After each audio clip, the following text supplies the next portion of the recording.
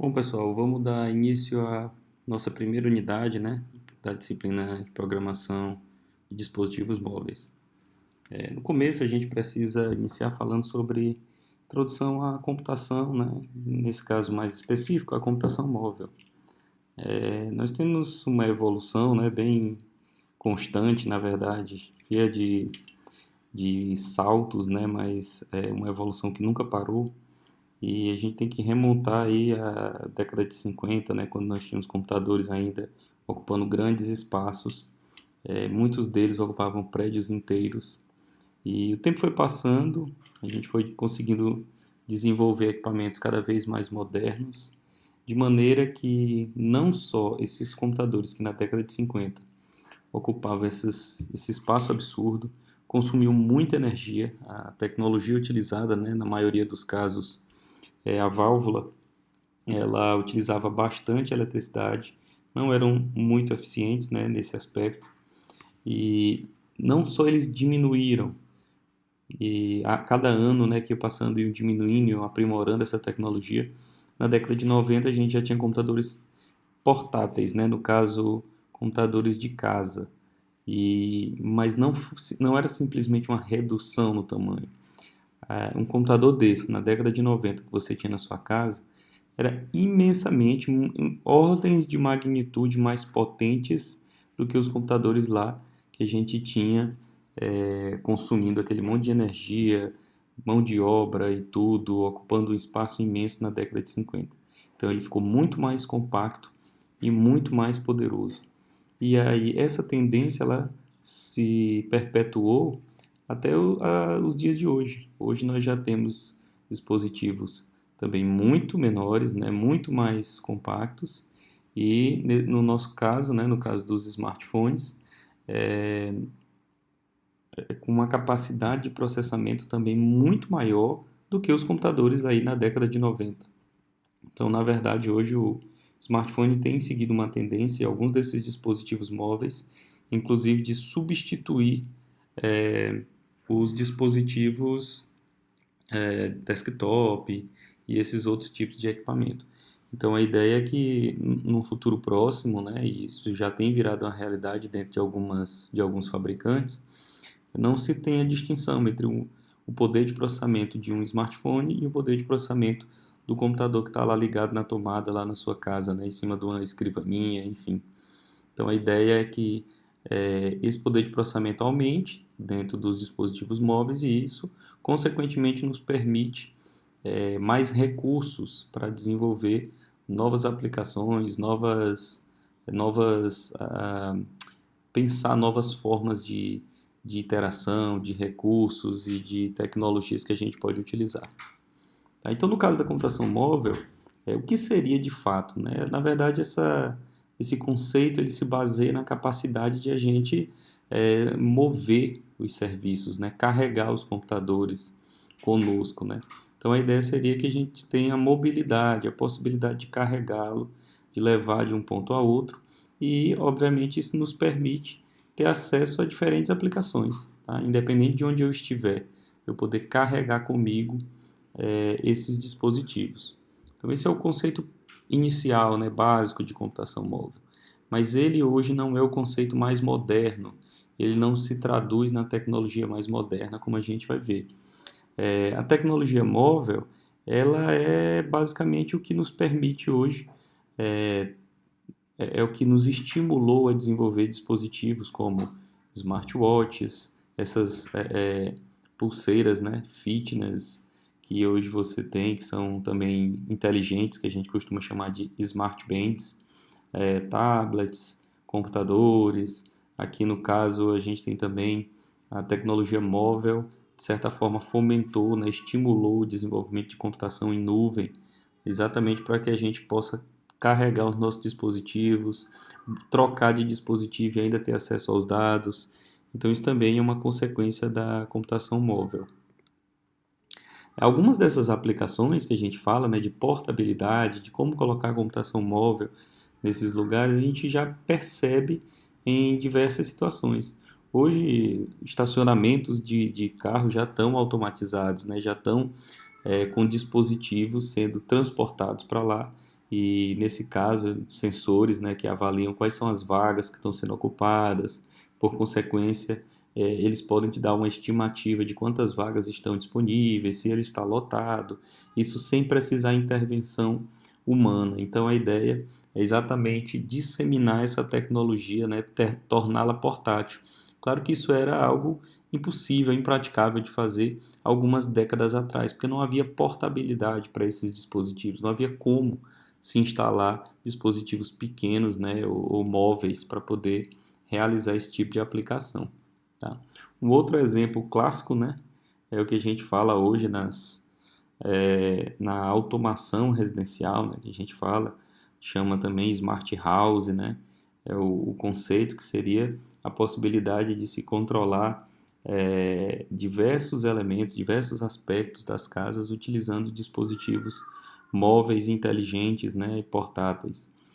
Por exemplo, controle de sensores para iluminação, controle de portas, de som, de acesso, né, nesse caso, gerenciamento de eletricidade com base nesses dispositivos e com base em quem está na casa, quantas pessoas estão no ambiente, controlar, por exemplo, permitir integração entre dispositivos como televisão, micro-ondas, o próprio forno, de certa forma, de maneira que a pessoa que está utilizando aquele ambiente ela consiga ter uma experiência mais, digamos assim, otimizada, mais integrada. Um exemplo, né, você está assistindo televisão, você poderia receber a notificação pela televisão de que o que você botou no forno já ficou pronto, né? Então, esses conceitos de casas inteligentes que já existem empresas atuando nesse setor, inclusive algumas empresas no Brasil, trazem um pouco, implementam, né, essas ideias de você ter essa mobilidade quanto aos dispositivos. Mas o conceito mais moderno, de certa forma, que se fala, o conceito mais avançado, não é nem de fato computação móvel. É o que a gente chama de computação ubíqua, que é um termo que foi definido ainda na década de 90 por um pesquisador chamado Mark Weiser, que trabalhava na Xerox, aquela mesma empresa, né, que ficou famosa aí por fazer máquina de fotocópia, e ele trabalhava na divisão de Palo Alto da Xerox, que foi a mesma divisão que desenvolveu mouse, monitor, né, colorido, aquela interface gráfica, quer dizer.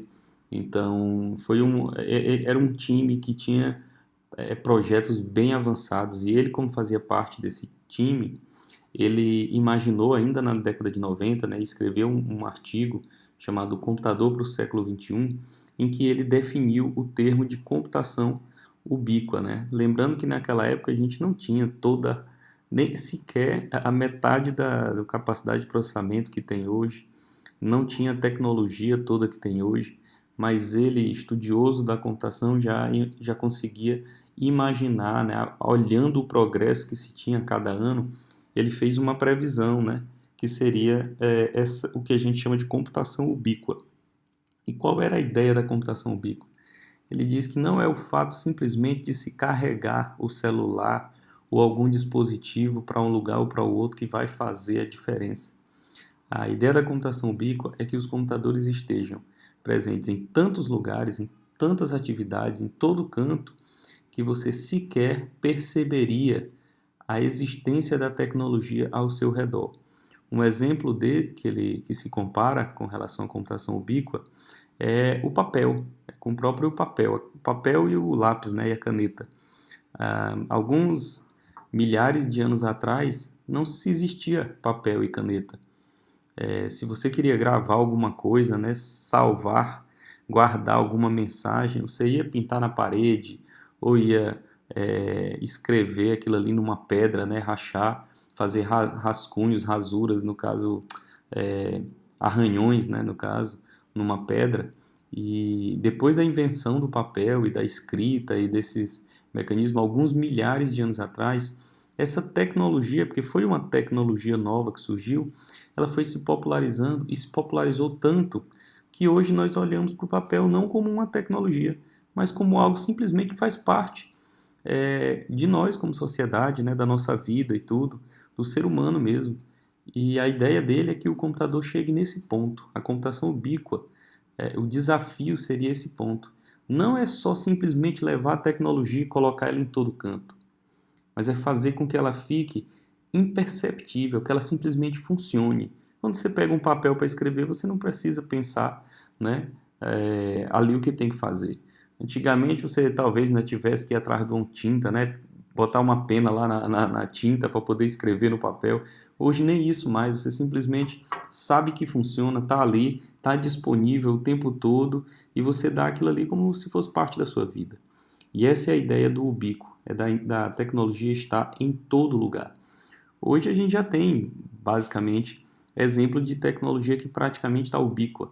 A própria eletricidade, alguns anos atrás, não se pensava, né, não se imaginava nem o que era eletricidade.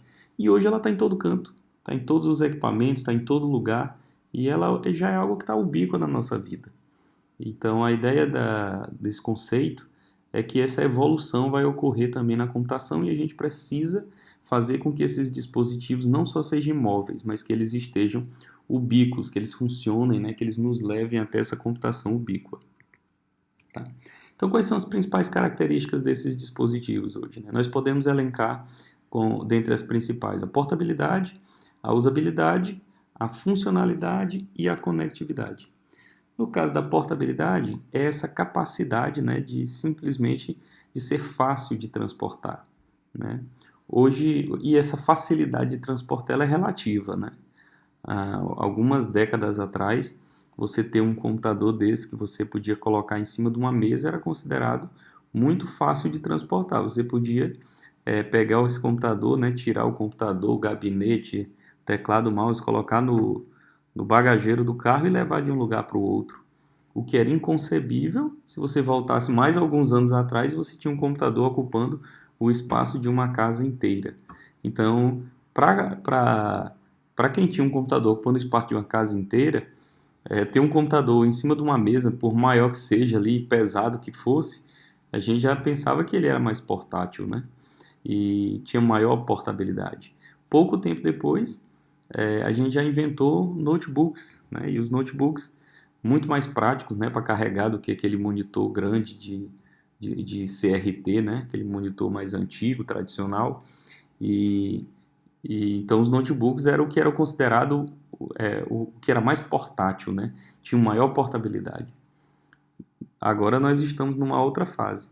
Notebook já não é tão portátil, né? Nós temos o celular, um tablet, dispositivos que estão cada vez menores, né? Que a gente consegue levar na palma da mão e para nós isso já é o portátil.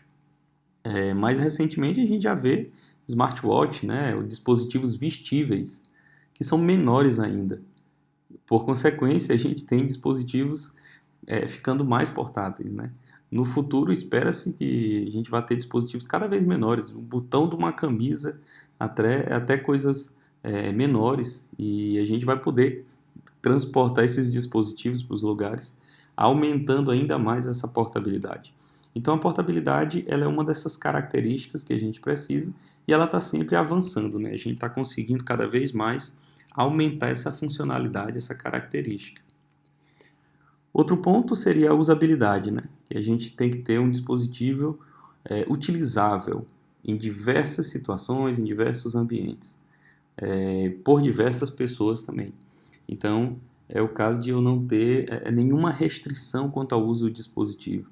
Ele está ali, independente da situação, eu consiga utilizar ele de maneira fácil, né? Não esteja restrito. E essa é uma característica muito importante do smartphone, do celular de hoje, né? Você, com essa história de internet de alta velocidade, aumentou a cobertura de internet, nós temos uma usabilidade maior, uma capacidade. Você utiliza o dispositivo na sua casa, usando a internet da sua casa. Você sai de casa, você utiliza a internet via 3G, via 4G.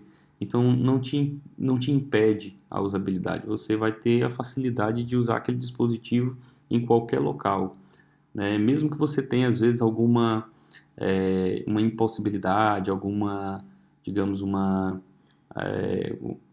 deficiência visual, alguma coisa desse tipo, os dispositivos estão vindo cada vez mais com recursos para que você tenha usabilidade, mesmo que você tenha alguma necessidade específica. Então, seja aumentando fonte, seja utilizando sons, né, que tem um recurso de leitura de tela, enfim, essa é uma outra característica da usabilidade. É claro que isso vai depender de diversos fatores, cada dispositivo especificamente vai ter uma característica própria, mas é uma das propriedades aí fundamentais desses dispositivos. Com relação, outra característica seria a funcionalidade, né, que eles têm que servir a múltiplos propósitos, né, ou seja, eles têm que fazer de um tudo, né. Então, hoje em dia, os dispositivos móveis são uma prova de que realmente é possível desenvolver esses equipamentos de maneira bem versátil. Algum tempo atrás, as pessoas estavam gastando dinheiro para comprar aquele player de MP3, né, só tocava música, não fazia outra coisa. Não ligava, não mandava mensagem. O próprio celular, algumas décadas atrás, só ligava e recebia. Não fazia mais nada. Depois adicionaram uma funcionalidade, que foi a capacidade de enviar e receber mensagem de texto. E isso foi aumentando, né? Foi melhorando. Depois o celular começou a tocar música também, então a gente foi aumentando essas funcionalidades, até que nós temos hoje praticamente um computador disponível à nossa mão, em que você tem a possibilidade de usar isso para diversos propósitos, muitos propósitos. Você acessa a internet, você faz chamada via internet, tira fotos, né? Hoje smartphone também é câmera, você faz pagamento, enfim. Então, uma infinidade de funcionalidades que foram adicionadas e que é uma das características também desses dispositivos. A primeira geração, por exemplo, de smartwatches, elas eram dependentes dos celulares, não faziam ligações, não faziam nada disso sozinhos e nem acessavam a internet sozinhos. Já nessa segunda geração, nós já temos smartwatches, relógios que você pode, se você não está com o celular no bolso, não tem problema, você pode deixar o celular em casa, sair só com o relógio, você vai fazer chamada, receber chamada, mandar mensagem, né? Então estão também aumentando essas funcionalidades. E outra característica importante é a conectividade, exatamente pelo fato dessa necessidade que nós temos de estar conectados, tanto nos conectar com outras pessoas, mas também nos conectar com outros dispositivos. Então, uma das funções primárias dos dispositivos móveis é essa questão da conectividade. É o dispositivo que está com você o tempo todo, portanto, é mais fácil utilizá-lo, né, para que você entre em contato, para que você se conecte com outra pessoa ou com outros dispositivos, né? Então, numa era hoje de internet, o smartphone é fundamental por conta dessa característica, que ele vai permitir que você esteja sempre conectado. Tá? Então, todos esses dispositivos móveis também têm que ter esse foco em não perder a conectividade, se possível, né, aumentar os recursos para que eles possam trocar informações com outros equipamentos, né? E aí a gente pode falar um pouco sobre essa evolução, né? Falamos das funcionalidades, fica claro a diferença, né, de funcionalidade, de conectividade, de portabilidade, como ela foi evoluindo com o tempo. Então aí na década de 80 a gente tinha celulares com baixíssima portabilidade e funcionalidade, né? Pouquíssimos recursos, pouco poder de processamento, equipamentos pesados, grandes, mas que logo evoluíram, foram evoluindo com o passo, né? Até mais ou menos aí nos anos 2000 a gente tinha dispositivos já agregando muita funcionalidade e diminuindo bastante no tamanho, né? Aumentando a portabilidade, mas ainda equipamentos que não eram considerados smartphones porque eles não têm toda essa funcionalidade que tem hoje, não tinha inclusive acesso à internet como a gente tem nos dispositivos atuais. Tá? Já mais próximo aí de 2010, né, a gente teve o lançamento do primeiro iPhone em 2007, que marcou uma virada de mesa, digamos assim, dentro desse segmento, porque foi o primeiro dispositivo a usar tecnologia multitouch, né? Você tinha telas que aceitavam o toque de mais de um dedo, né? Acesso à internet e outros recursos que até então ainda eram bem limitados nos outros dispositivos. Então, a partir desse momento, a gente tem uma mudança, né? Uma evolução no desenvolvimento desses dispositivos. E aí a gente foi evoluindo até chegar no ponto, né, de hoje, que a gente tem dispositivos muito mais potentes, só não ficaram menores exatamente porque nós temos uma necessidade de fazer mais coisas com o celular. Senão ele estaria menor, mas a gente quer tirar foto, a gente quer assistir vídeo. Então, a questão do celular hoje, ele só não é mais portável porque algumas funcionalidades exigem que ele seja um pouco maior realmente, mas aumentou bastante a capacidade de processamento, a conectividade, né? As funcionalidades cresceram imensamente e hoje nós já temos dispositivos bem modernos, né, que já conseguem desempenhar funções antes só pensada em computadores de altíssimo custo, né? E hoje já considerando inclusive que o preço ficou bem mais acessível. Tá?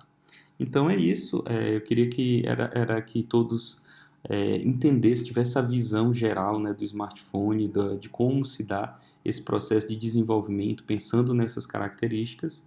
E a partir daí nós vamos iniciar a nossa segunda unidade, que a gente vai falar já mais sobre a plataforma Android e iniciar a apresentação das ferramentas de desenvolvimento.